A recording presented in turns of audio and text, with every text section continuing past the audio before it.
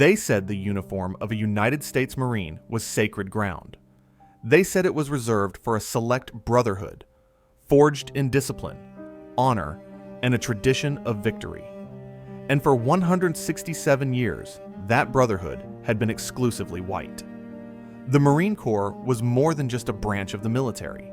It was a bastion of racial purity, the last holdout in an already segregated armed forces. They didn't just discourage black men from joining, they explicitly forbade it. The common belief, stated openly by its highest-ranking generals, was that black men lacked the courage, the intelligence, and the very character to ever earn the title of Marine. But in 1942, with the world engulfed in a war that demanded every able-bodied man, the walls of that fortress began to crack. And through that crack would march a group of men who were not wanted, who were expected to fail, and who would be sent to a segregated hell on earth designed to break their spirits. They didn't know it yet, but these men were destined to become a legend. They were the Montford Point Marines. Imagine America in 1941. The nation was still reeling from the surprise attack on Pearl Harbor. A wave of patriotic fury swept the country. From the farms of Iowa to the streets of New York, recruitment offices were flooded with young men eager to fight. But for black Americans, that patriotism was met with a familiar, cold reality. The nation needed them, but it didn't want them. The military was a mirror of the Jim Crow society it served. The Army relegated most black soldiers to labor battalions. The Navy accepted them only as cooks and stewards. And the Marine Corps? They accepted them not at all. But the war was a relentless engine of change. President Franklin D. Roosevelt, under immense pressure from civil rights leaders like A. Philip Randolph, who threatened a massive march on Washington, knew he could no longer justify a completely segregated defense industry and military. In 1941, he signed Executive Order 8802, banning racial discrimination in the defense industry. The pressure then turned to the last holdout, the U.S. Marine Corps. Faced with a direct order from the president, the Commandant of the Marine Corps, Major General Thomas Holcomb, reluctantly conceded. He made his feelings clear in an internal memo, stating, "If it were a question of having a Marine Corps of 5,000 whites or 250,000 Negroes, I would rather have the whites." But an order was an order. On June 1st, 1942, for the first time in its history, the Marine Corps officially opened its ranks to African American recruits. But this was not an invitation to join a brotherhood. It was an act of forced compliance, and the Corps made its resentment known in every way possible. They would not allow these new recruits to train alongside white Marines. They would not send them to the hallowed grounds of Parris Island or San Diego, the traditional boot camps where generations of Marines had been made. To do so would be to admit they were equals. Instead, the Marine Corps decided to create a separate, segregated training facility. They chose a piece of swampland on the coast of North Carolina, infested with mosquitoes, snakes, and racial hostility. It was a remote corner of Camp Lejeune, but it would have its own name, a name that would be seared into the memory of every man who passed through it: Montford Point. The message was clear. You can wear the uniform, but you will not be one of us. You will be separate. You will be isolated. And we will do everything in our power to make you fail. The first black recruits began arriving in August of 1942. They were a diverse group, coming from every corner of the country. They were sharecroppers from the Deep South, who had never been far from home, and sophisticated city dwellers from the North. Some were college educated, others barely literate. But they all shared one thing: a burning desire to prove themselves, to shatter the racist stereotypes that had confined them their entire lives. They were pioneers, stepping into a world that was actively hostile to their very presence. What kind of hell was waiting for them in the swamps of Montford Point? They were about to find out. The Marine Corps had not prepared a welcome. They had prepared an ordeal. The moment the first black recruits stepped off the bus at Montford Point, they knew this was not Parris Island. There were no iconic yellow footprints, no historic brick buildings, no sense of joining a hallowed tradition. What greeted them was a hastily constructed camp of prefabricated huts and tents, surrounded by dense pine forests and mosquito-infested swamps. The air was thick with humidity and a palpable sense of hostility. This was not a place designed to build men up. It was a place designed to wear them down. The physical conditions were brutal. The recruits were housed in flimsy, uninsulated huts that were sweltering in the summer and freezing in the winter. The swamps bred mosquitoes and biblical plagues, carrying malaria and other diseases. Snakes were a constant presence, slithering through the barracks and across the drill fields. But the physical hardship was nothing compared to the psychological warfare they endured. The drill instructors assigned to Montford Point were, for the most part, white non-commissioned officers, many of them Southerners who brought their deep-seated racism with them. Some openly admitted that they had been sent there to weed out the recruits, to prove that black men were physically and mentally incapable of becoming Marines. The training was designed to be harder, more brutal than anything their white counterparts faced at Parris Island. They were subjected to endless marches through the swamps in full gear, the thick mud sucking at their boots. They were forced to do push-ups until their arms collapsed, to run until they vomited from exhaustion. Every drill was an ordeal. The verbal abuse was relentless, a constant stream of racial slurs designed to demean and dehumanize them. They were not called recruits. They were called boy or worse. One veteran later recalled, "They called us everything but a child of God. They wanted you to quit. Every single day, they gave you 1,000 reasons to just give up and go home." But they did not quit. Something extraordinary began to happen in that crucible of hate. The recruits, who had come from different backgrounds and different parts of the country, began to forge a bond that was stronger than any of the abuse hurled at them. They understood that they were not just individuals fighting for their own survival. They were a collective. If one man stumbled on a march, 2 others would pick him up. If one man struggled with the rifle manual, another who could read would teach him at night by lantern light. They were all they had. Their white instructors had drawn a line in the sand, making it clear they were the enemy. So the recruits turned to each other, creating their own brotherhood, a brotherhood forged not in shared tradition, but in shared adversity. This bond was their shield. It allowed them to endure the abuse, to push through the pain, to meet every challenge with a silent, steely resolve. The drill instructors, who had expected them to break, were mystified. The more they pushed, the more disciplined the recruits became. Their formations were sharper. Their rifle skills became more precise. Their endurance on the marches became legendary. They were not just meeting the standard.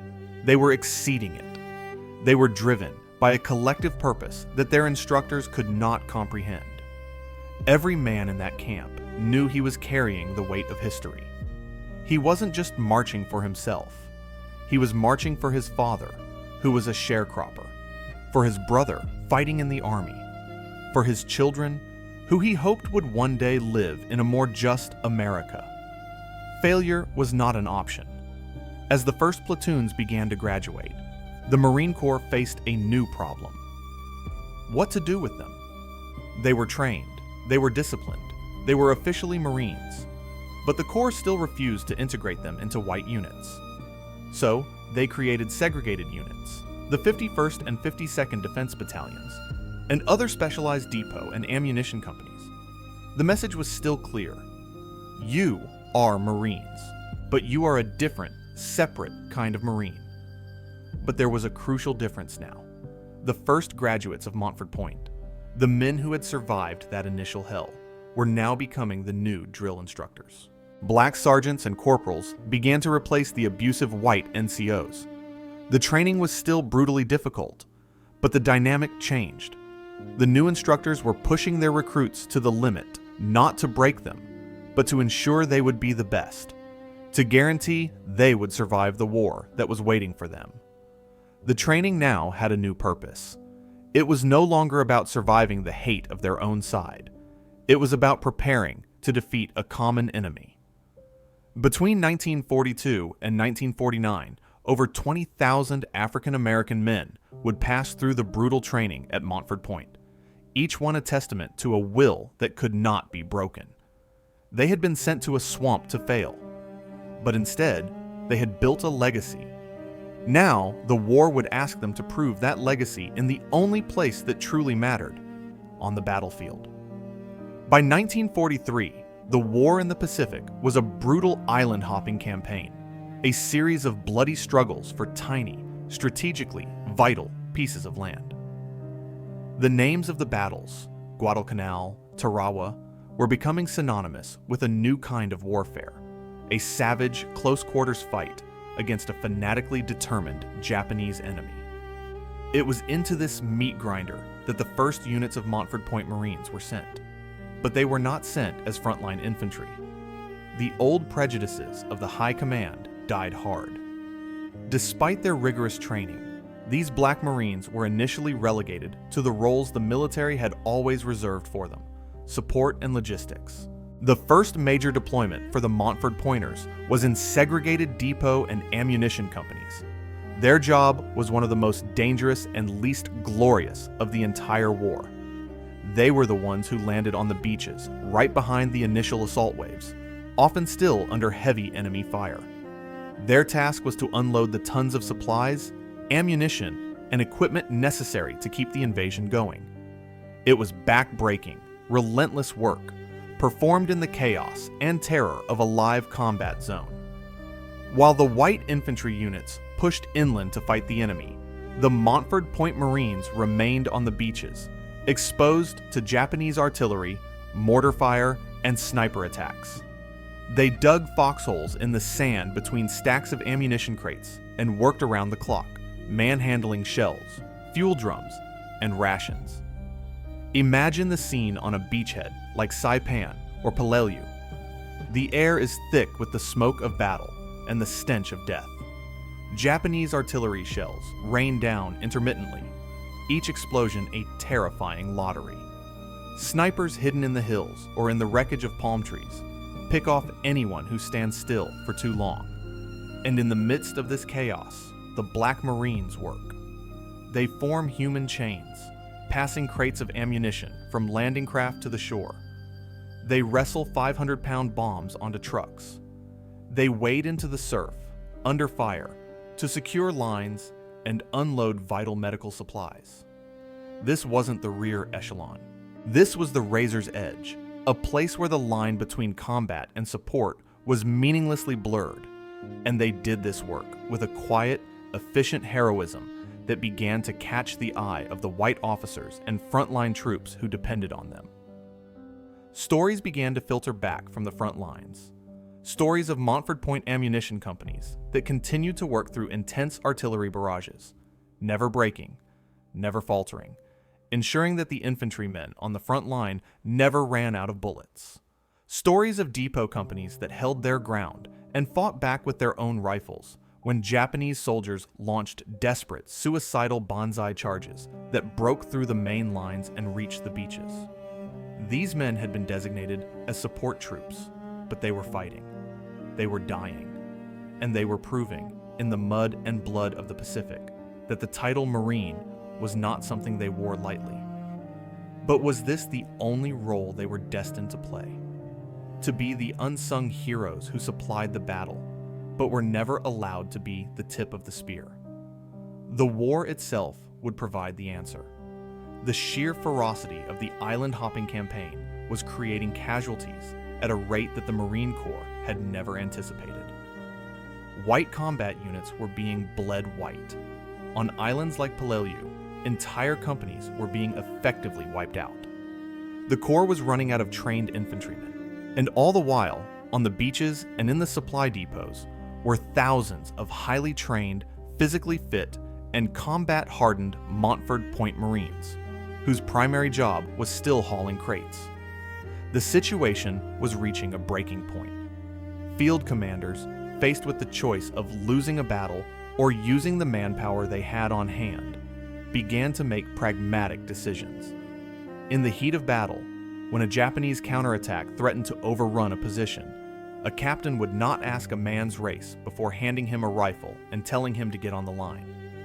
On Saipan, during a massive, desperate banzai charge, hundreds of Montford Pointers from the depot companies dropped their tools, picked up the weapons of fallen soldiers, and joined the fight, helping to repel an attack that nearly broke the American lines. These were unofficial, battlefield integrations, born of pure necessity, but they were happening, and the performance of the Montford Pointers in these impromptu combat roles was undeniable. They fought with the same courage and discipline as their white counterparts. They held their ground. They charged enemy positions. They proved to be effective, lethal combatants. The reports from the field could no longer be ignored by the high command back in Washington. The myth that black men couldn't or wouldn't fight was being systematically dismantled, not by arguments or protests, but by the irrefutable evidence of combat performance. The question was no longer if they could fight. The question was, would the Marine Corps finally let them? The stage was being set for their greatest test, a battle for a tiny volcanic island that would become the most iconic and bloodiest in the history of the Corps, Iwo Jima. By February of 1945, the war in the Pacific was closing in on the Japanese homeland. The next target in the island-hopping campaign was a small pork-chop-shaped piece of volcanic rock called Iwo Jima. It was a desolate, sulfur-stinking island, but it held a strategic value that was immense. Its airfields, once captured, would provide a base for American fighter planes to escort B-29 bombers on their raids to Tokyo, and a safe haven for crippled bombers to land on their return.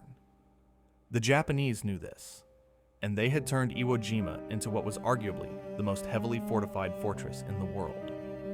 Under the command of General Tadamichi Kuribayashi, 22,000 Japanese soldiers had spent months creating a subterranean defensive masterpiece.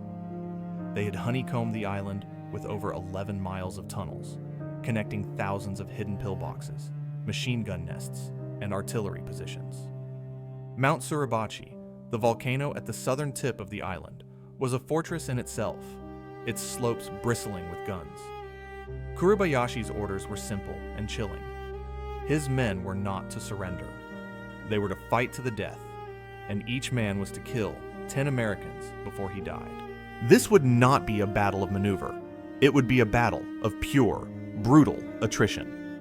On February 19, 1945, the largest armada of the Pacific War arrived off the coast, and after a massive naval bombardment, the first waves of white Marines hit the beaches. They were immediately met with a hellstorm of fire. The black volcanic sand was so soft that men and vehicles couldn't get traction, bogging them down in the open. The Japanese, safe in their deep bunkers, had weathered the naval shelling and now unleashed a storm of artillery, mortar, and machine gun fire on the trapped Marines. The beach became a slaughterhouse. It was into this chaos that the Montford Point Marines were sent. The 8th Ammunition Company and the 36th Depot Company were among the first support units to land, hitting the beach on D-Day itself, just hours after the initial assault. Once again, their primary mission was logistics, to get the desperately needed ammunition and supplies from the landing craft to the front lines. But on Iwo Jima, there was no front line. There was no rear area. The entire island was a killing zone. From the moment they stepped off the boats, they were in the fight. They worked under a constant, terrifying rain of enemy fire. One veteran, Archie Williams, later described the scene. You had a lot of steel flying around. You got to the point where you could tell by the sound what was coming and from where. You worked and you prayed. That's all you could do. They dodged sniper fire, hugged the ground during artillery barrages, and kept working. They knew that the Marines fighting their way up the slopes of Suribachi were depending on them. A halt in the flow of ammunition would mean certain death for the men at the tip of the spear. But as the battle raged on, with American casualties mounting at a horrifying rate, the distinction between support and combat once again evaporated. The Montford Pointers were called upon not just to supply the fight, but to join it. They served as stretcher bearers, braving enemy fire to carry wounded Marines from the front lines back to the aid stations on the beach. They manned machine guns to defend the beaches from Japanese infiltrators who used the tunnel systems to pop up behind American lines. And when the call came for more bodies, more riflemen to join the assault, they went. They fought alongside white Marines, clearing out the endless network of Japanese pillboxes and bunkers. It was terrifying, intimate work. A flamethrower team would blast the entrance to a bunker, and then a fire team would rush in with grenades and rifles to finish the job.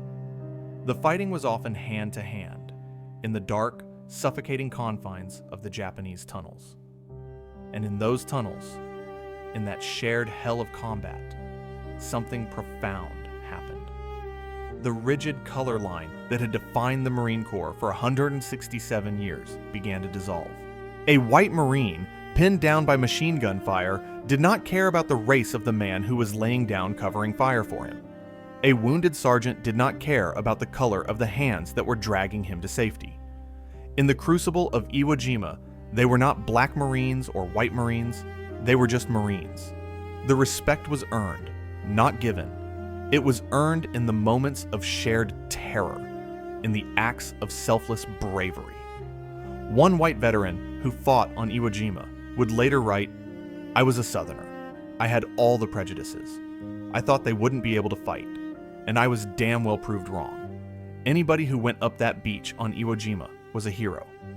That sentiment was echoed by General Alexander Van de Grift, the Commandant of the Marine Corps, who, after witnessing the bravery of black troops in the Pacific, would publicly state, "The Negro Marines are no longer on trial. They are Marines, period." It was a stunning reversal from the man who had once fiercely opposed their very existence in his corps.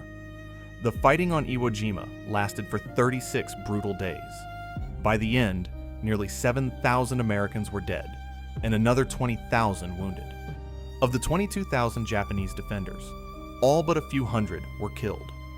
Nearly 900 Montford Point Marines served on Iwo Jima, and they suffered casualties alongside their white comrades. They had not been part of the iconic flag raising on Mount Suribachi, but they had been there, fighting, bleeding, and dying on the same black sand. They had arrived on that island as a segregated, subordinate unit, an experiment that many still expected to fail. They left as proven warriors, having earned the grudging but undeniable respect of the most exclusive brotherhood in the American military. The question now was, would that respect follow them home? The end of World War II in August 1945 was a moment of global euphoria.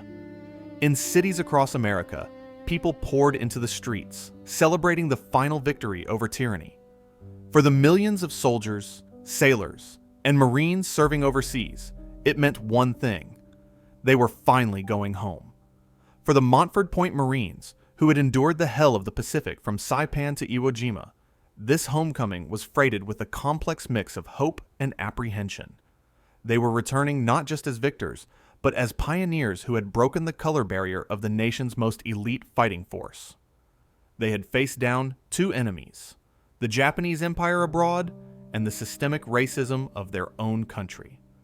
They had proven their courage under fire, earned the respect of their white comrades in the foxholes, and fundamentally changed the Marine Corps from within. Surely a grateful nation would recognize their sacrifice. Surely the America they were returning to would be different from the one they had left. They returned to a hero's welcome. But it was a segregated welcome. While white GIs were greeted with ticker tape parades down the main streets of their hometowns, the return of black veterans was a far more muted and often tense affair.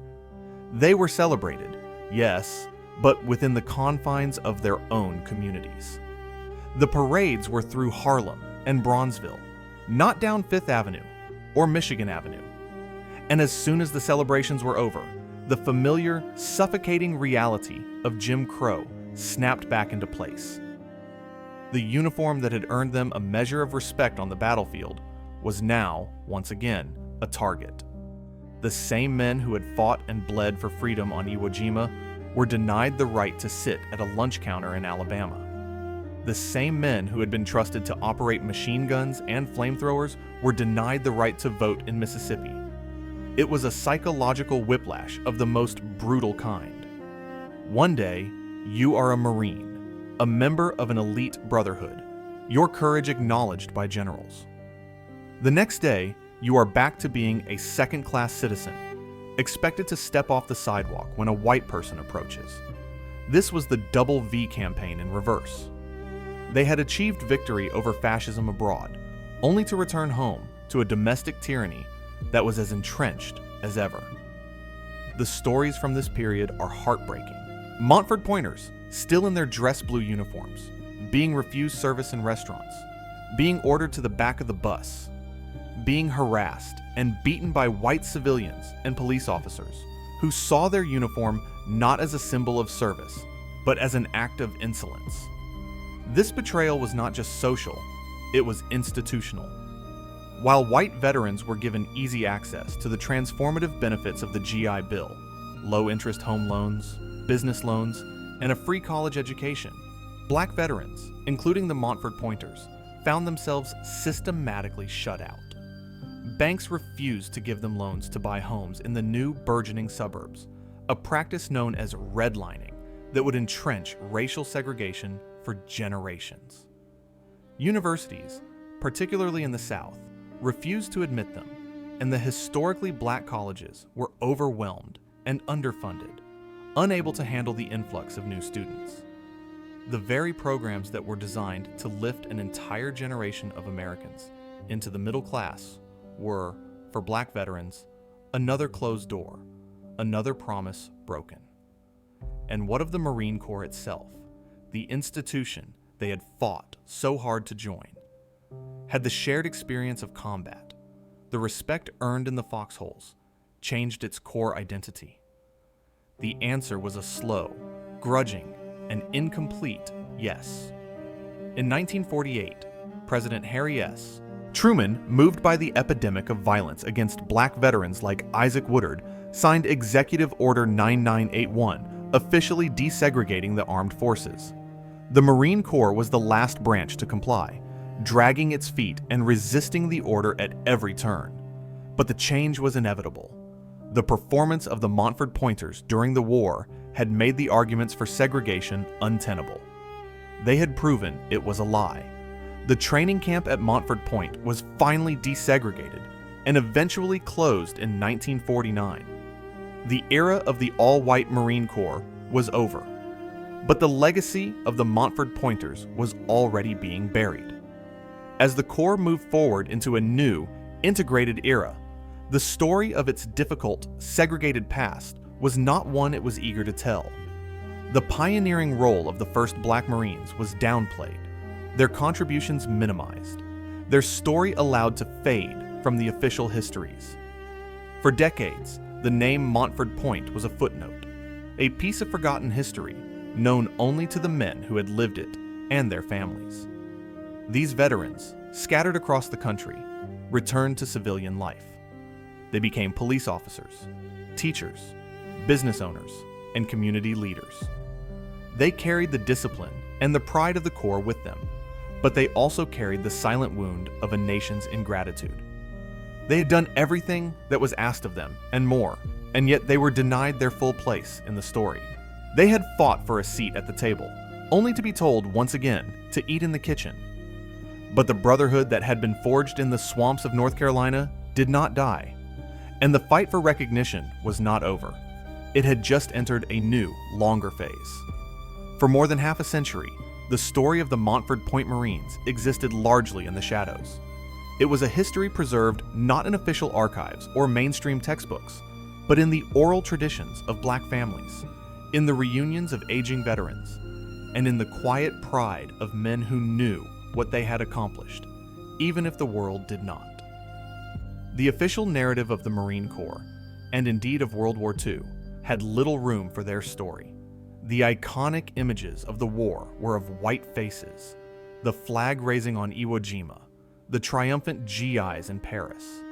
The contributions of the 20,000 black men who had worn the Eagle, Globe, and Anchor were relegated to a historical footnote, an inconvenient chapter that complicated a simpler, more comfortable story. But the veterans themselves never forgot. In 1965, a group of Montford Point alumni, led by the first black Marine to enlist, Alfred Masters, gathered in Philadelphia for a reunion. It was more than just a chance to see old friends and share war stories. It was an act of historical preservation. They formed the Montford Point Marine Association, a national organization with a clear, dual mission: to preserve the legacy of the first black Marines and to serve the communities they had returned to. This organization became the primary keeper of the flame. They collected photographs, recorded oral histories, and lobbied for historical markers. They were determined that the history they had made would not be erased by neglect or indifference. Their fight was a long and often frustrating one. For decades, they were a voice in the wilderness. They wrote letters to politicians, contacted historians, and spoke at schools, trying to get someone, anyone, in the mainstream to listen. But America had moved on. The civil rights movement had brought new heroes and new battles.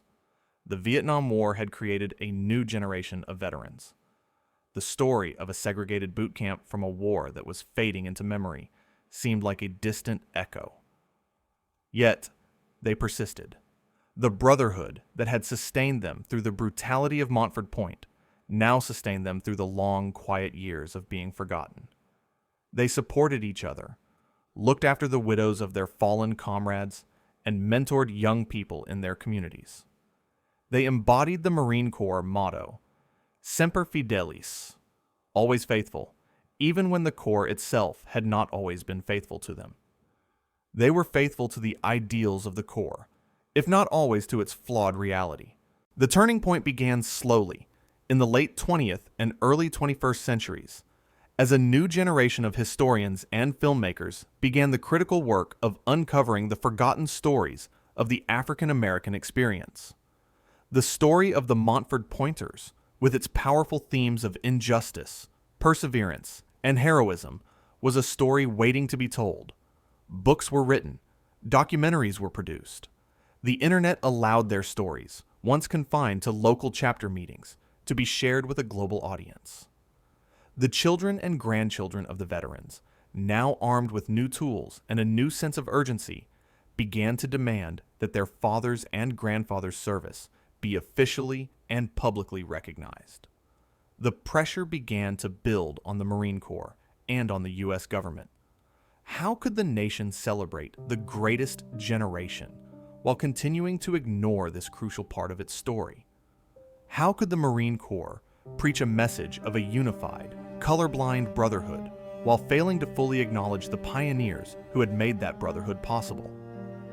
The final, definitive answer came in 2011, after a long and passionate campaign led by the Montford Point Marine Association and championed by members of Congress. A bill was passed to award the Montford Point Marines the Congressional Gold Medal, the highest civilian honor bestowed by the United States. It was a recognition that was nearly 70 years overdue. On June 27, 2012, in a ceremony filled with tears and solemn pride at the U.S. Capitol, the surviving Montford Point Marines, now frail old men in their 80s and 90s, were finally given their due. They stood or sat in wheelchairs, their backs still straight, their eyes still bright, as the nation's leaders, from the Speaker of the House to the Commandant of the Marine Corps, stood to applaud them. They were no longer a footnote. They were officially, irrevocably, American heroes. One veteran, overcome with emotion, said simply, "I've been waiting for this day for a long, long time. We're finally home." The Commandant of the Marine Corps, General James F. Amos, spoke directly to the veterans, his voice thick with emotion. He apologized for the racism and the discrimination they had endured.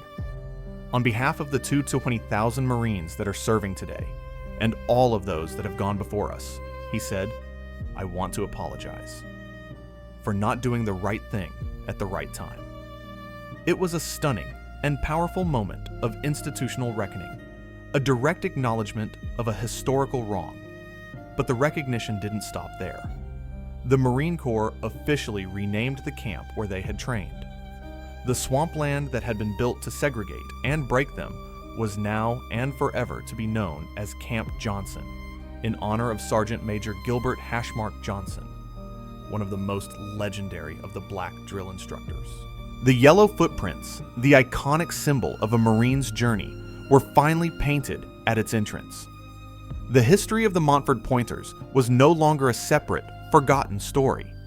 It was now officially integrated into the sacred history of the United States Marine Corps. The pioneers had finally been brought in from the cold. So what is the ultimate legacy of the Montford Point Marines? It is a story far greater than the sum of its parts. It is not just a tale of military valor or a footnote in the history of desegregation. It is a profound and enduring testament to the alchemy of the human spirit, the ability to take the poison of hatred and transform it into the gold of honor. The very existence of the Montford Point Marines is a paradox. They were created out of an act of racist reluctance, yet they became a symbol of patriotic devotion. They were trained in a camp designed to prove their inferiority, yet they emerged as some of the finest Marines the Corps has ever produced. Their story is a powerful lesson in how true strength is forged, not in the absence of adversity, but in the heart of it. Their first and most fundamental victory was not won on a battlefield against the Japanese. It was won in the swamps of North Carolina, in the daily, grinding war against the dehumanizing racism of their own instructors. Think about the sheer force of will required to not just survive that environment, but to thrive in it. Every day was a test of character. To be subjected to a constant barrage of racial slurs, to be treated as less than human, and to respond not with rage or despair, but with sharper discipline, cleaner rifles, and more perfect formations. This was not just training. It was an act of profound psychological resistance. They refused to let their oppressors define them. They held onto their own sense of dignity, their own sense of worth, and in doing so, they won a war for their own souls before they ever fired a shot at an external enemy. This is the quiet, often overlooked heroism that formed the bedrock of their brotherhood. On the battlefields of the Pacific, their legacy is written in the blood and courage that sanctified the black sands of Iwo Jima and the jungles of Saipan. They were not initially intended to be warriors, but the relentless brutality of the war gave them no choice. And when the moment came, they proved that the title of Marine is not about the color of one's skin, but about the content of one's character. Their performance under fire was the ultimate refutation of the racist ideology that had sought to exclude them. They did not just fight, they excelled. They were not just support troops, they were lifelines, and in many cases, they were frontline combatants who held the line when it was on the verge of breaking. The respect they earned from their white comrades in the foxholes was not given. It was forged in the shared terror of combat and the undeniable evidence of their bravery. This battlefield integration, born of pure necessity, was the first crack in the monolithic wall of segregation in the Marine Corps. It proved that the brotherhood of arms was a bond that could and should transcend race. Their long, quiet fight for recognition after the war is perhaps their most poignant and enduring legacy. For decades, they were the forgotten pioneers. While other veterans were celebrated, the Montford Pointers were largely ignored, their contributions erased from the official narrative. But they did not become bitter. They did not abandon the ideals they had fought for. Through the Montford Point Marine Association, they kept their own history alive. They became guardians of a memory that the nation had chosen to forget. This decades-long struggle teaches a powerful lesson about the nature of historical justice. It is rarely given freely. It must be demanded. It must be fought for, not just in the halls of Congress, but in the small, persistent acts of remembering, in reunions, in oral histories, in the stories passed down to children and grandchildren. Their eventual triumph, the awarding of the Congressional Gold Medal, was a victory not just for them, but for the very idea that truth, no matter how long it is buried, can and will eventually rise. Finally, the Montford Point Marines stand as a powerful symbol of a unique and complex form of patriotism. They swore an oath to defend a nation that did not fully defend them. They fought for a flag that did not grant them full equality. They served a corps that had not wanted them. This was not a blind or naive patriotism. It was a demanding, aspirational one. It was a patriotism that said, "We will serve this country. We will bleed for it. We will die for it. Not because of what it is, but because of what we believe it can and should be." They were fighting for an ideal of America that did not yet exist. In doing so, they helped to bring that ideal a little closer to reality. Their service was an act of faith. Faith that their sacrifice would one day be recognized, and that their country would one day live up to the creed they had defended with their lives. Their story is a permanent and powerful challenge to any narrow definition of what it means to be an American patriot. They proved that one can be both a fierce critic of your country's failings and its most devoted defender, all at the same time. This is the complex, beautiful, and enduring legacy of the men of Montford Point.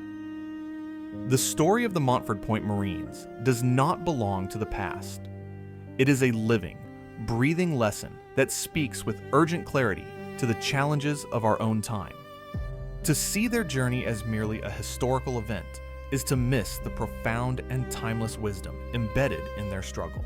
Their experience is a blueprint for navigating a world that too often judges us not by who we are, but by the labels it seeks to impose upon us. First, their story teaches us a fundamental truth about the nature of institutions. The United States Marine Corps in 1942 was a closed system, a proud and monolithic culture that saw itself as perfect and complete. It did not want to change. It was forced to change by the external pressures of a world war and the moral demands of a changing society. This is a crucial lesson. Institutions, whether they are military branches, corporations, or governments, rarely change from within out of pure goodwill. They change because they are compelled to, because the cost of not changing becomes greater than the comfort of the status quo. The Montford Pointers did not win their place by asking politely. They won it because history and their own undeniable excellence made their exclusion an unsustainable absurdity. This reminds us that the fight for progress is often a fight to make injustice so visible, so undeniable, that the institution has no choice but to break its own old rules. Second, they provide a powerful model for how to respond to systemic prejudice. The recruits at Montford Point were placed in a no-win situation. If they failed, it would confirm the racist belief that they were incapable. If they succeeded, their success would still be framed within a segregated system. They could have responded with justifiable rage, with sabotage, or with despair. Instead, they chose the most subversive and powerful weapon of all: radical competence. They became better Marines. They drilled with more precision. They studied with more intensity, and they endured with more fortitude than anyone expected. They understood, on a deep, intuitive level, that the most powerful argument against a stereotype is a living, breathing refutation of it. Their excellence was not just a matter of personal pride, it was a strategic act of defiance. They were fighting a war of perception, and they won it not by lowering themselves to the level of their abusers, but by rising so far above it that their superiority became self-evident. Third, the brotherhood forged at Montford Point is a testament to the power of community in the face of oppression. The system was designed to isolate them, to make each man feel alone in his struggle. The white drill instructors were not mentors. They were antagonists. So the recruits created their own system of support. They became each other's mentors, each other's brothers, each other's keepers. This bond, forged in the shared hell of the swamp, was the psychological armor that allowed them to endure. It is a profound reminder that when external systems seek to dehumanize us, our greatest source of strength is found in turning toward one another. Community is not just a comfort. It is a vital mechanism of survival and resistance. The Brotherhood of Montford Point was as real and as powerful as the official Brotherhood of the Corps that had rejected them. Finally, their long, quiet journey from forgotten heroes to national icons teaches us about the long arc of justice. Their vindication did not come in 1945. It did not come in 1965. It took nearly 70 years for the nation to fully and officially acknowledge what they had done. This is a hard but necessary lesson. The fight for historical truth and moral justice is not a sprint. It is a multi-generational marathon. The veterans who founded the Montford Point Marine Association in the 1960s were planting trees under whose shade they knew they might not live to sit. They were fighting not just for their own honor, but for the honor of the brothers they had lost, and for the historical record that would be inherited by their children. Their ultimate victory is a powerful message of hope. It tells us that it is never too late to right a historical wrong, that the fight for recognition is never in vain, and that the truth, no matter how long it is suppressed, can ultimately prevail if people refuse to let it die. The Congressional Gold Medal they received was not just a piece of metal. It was the final, belated surrender of a nation to the undeniable weight of their legacy. It was the last battle of their long war, and they won it. As we reflect on the epic journey of the Montford Point Marines, it becomes clear that their story is more than just a chapter in Black history or military history. It is a fundamental American story. It embodies the nation's central and recurring paradox, the brutal reality of its prejudices, standing in stark contrast to the soaring beauty of its ideals. These men were forced to live at the painful intersection of those two Americas. They were asked to die for the ideal of a nation that was simultaneously denying them the reality of its promises, and in their response, in their unwavering commitment to serve that ideal, even as they were being brutalized by the reality, they became one of the most powerful embodiments of what it means to be a patriot. Their patriotism was not the simple, flag-waving kind. It was a tough, tested, and deeply profound patriotism, forged in the fires of both foreign combat and domestic hate. To swear an oath to a country that views you as inferior, to pledge allegiance to a flag that does not offer you its full protection, requires a level of faith and a depth of character that is almost unimaginable. It is a patriotism that is inherently an act of protest. It is a way of saying, I am a part of this nation, even if you refuse to see it.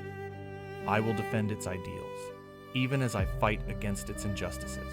I will force you to live up to the meaning of your own creed. This is the complex, muscular patriotism that has been at the core of the Black American experience for centuries, and the Montford Pointers are its ultimate expression within the crucible of the Marine Corps. Furthermore, their story forces us to confront a difficult question about the nature of respect. The respect they finally earned was not given freely. It was not granted in a classroom or a courtroom. It was bought and paid for in the most brutal currency imaginable: blood, sacrifice, and shared terror in the foxholes of the Pacific. It took the absolute hell of a battle like Iwo Jima to momentarily strip away the layers of prejudice and allow white Marines to see the men beside them simply as fellow Marines. This is both a triumphant and a tragic reality. Triumphant because it shows that even the most deeply ingrained prejudices can be overcome by the undeniable evidence of shared humanity and courage. Tragic because it begs the question, why does it take a world war and a slaughterhouse like Iwo Jima for us to see the humanity in one another. The legacy of Montford Point is a permanent challenge to any organization that preaches brotherhood but practices exclusion. The Marine Corps motto, Semper Fidelis, always faithful, is a sacred promise. The early experience of the Montford Pointers was a profound betrayal of that promise. But the story of what came after, the eventual integration, the apology from the commandant, the awarding of the Congressional Gold Medal, is a story of that promise being, however belatedly, fulfilled. It shows that institutions can change, that they can confront their own difficult histories, and that true brotherhood is not about shared race, but about shared values and shared sacrifice. The modern integrated United States Marine Corps is, in a very real way, part of the legacy of the men who were once sent to a segregated swamp to fail. They did not just join the brotherhood, they helped to perfect it, to make it more worthy of its own ideals. And so, we are left with the image of those young men standing in formation in the mud of Montford Point. They were unwanted pioneers, sent on a mission that was designed for their failure. They were told they were not good enough, that they did not belong, but they held their heads high. They learned, they endured, they excelled. They became Marines. They went on to fight in some of the most brutal battles the world has ever known. They came home not to the full measure of respect they had earned, but to a nation still mired in the hypocrisy of its own prejudices. And they carried on, living lives of dignity and purpose, keeping their own story alive until the nation was finally ready to listen. Their journey was a long and arduous one, but it was a journey of ultimate triumph. It was a testament to the fact that the human spirit, when bound together in a common cause, is the most resilient and powerful force on earth. They were sent to prove a racist lie. They ended up proving a universal truth. We began this story with what they said. They said the Marine Corps was a white man's brotherhood. They said black men lacked the character, the courage, the very essence of what it took to be a Marine. They built a camp in a swamp to prove it, an ordeal designed to break them, to send them home in disgrace. The story of the Montford Point Marines is the final, irrefutable answer to those claims. It is an answer forged in the mud of North Carolina, tested in the fires of the Pacific, and finally, after 70 long years, etched in gold by a grateful nation. So what is the ultimate lesson we must take from their epic journey? Their story is not a relic to be placed on a dusty shelf of military history. It is a living, breathing masterclass in defiance, dignity, and the relentless pursuit of honor in a world that seeks to deny it. First, it teaches us the profound power of collective will. The men at Montford Point were not broken because they refused to be broken together. They transformed the abuse and isolation designed to destroy them into the very fuel that forged their brotherhood. In a world that often tries to divide us, to make us feel alone in our struggles, their story is a powerful reminder. Our greatest strength lies in each other. Community is not a passive comfort. It is an active weapon against injustice. Second, they offer a timeless lesson in what true patriotism looks like. Theirs was not a patriotism of blind obedience. It was a patriotism of profound and demanding faith. They swore an oath to an ideal of America that America itself had not yet achieved. They fought for the promise of a nation, even as they were being denied its full rights. This is a patriotism that is both critical and committed, a powerful model for anyone who loves their country enough to demand that it be better, to force it to live up to its own sacred creed. Third, their long, quiet struggle for recognition reminds us that the battle for history is as important as any battle fought on the ground. For decades, their story was erased, but they, and the families who followed them, refused to let their legacy die. They fought a second, longer war, a war of memory, and in 2012, they won. This is a call to action for all of us. History is not just something that happens, it is something that is told. We must be the guardians of our own stories, the keepers of the flame for those whose voices have been silenced. And finally, the most important lesson from the men of Montford Point is about the true meaning of the title Marine. They proved that it is not a title defined by race, but by a commitment to a set of timeless values: honor, courage, and commitment. They did not just meet the standard, they elevated it. They endured a test that no other Marines had to face, and in doing so, they enriched the very meaning of the brotherhood they had been denied. The next time you see the Eagle, Globe, and Anchor, remember the men of Montford Point. Remember the unwanted pioneers who were sent to a swamp to fail but refused. Remember the young men who endured the slurs of their own countrymen in training, only to face the bullets of an enemy on the battlefield. Remember the quiet dignity of the veterans who waited 70 years for a nation to finally say, "Thank you." They are more than historical figures. They are a testament to the fact that the human spirit is stronger than the institutions that try to contain it. They are proof that brotherhood can be forged in the most unlikely and hostile of places. They are a permanent reminder that the measure of a man is not the circumstances of his birth, but the choices he makes in the face of adversity. They proved them all wrong. They were told they could never be Marines. They became the very definition of what it means to be one. Semper Fidelis, always faithful.